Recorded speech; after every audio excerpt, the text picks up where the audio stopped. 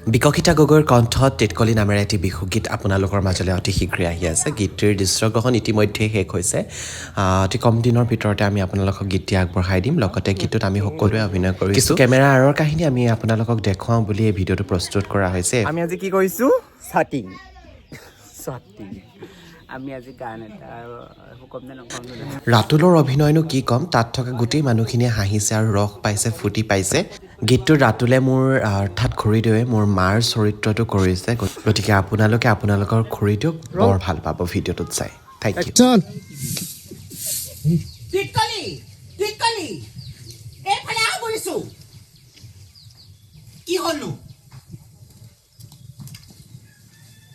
আয়ো তাৰ ফাষ্টটো যাচোন কোৰখন লগে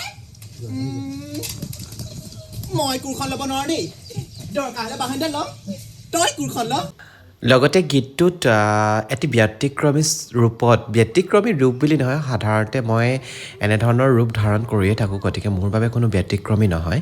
গতিকে এই ৰূপটোতো আপোনালোকে মোক দেখিবলৈ পাব। গতিকে অতি শীঘ্ৰে আহি আছে বিকশিতা গগৈৰ কণ্ঠত টিটকলি।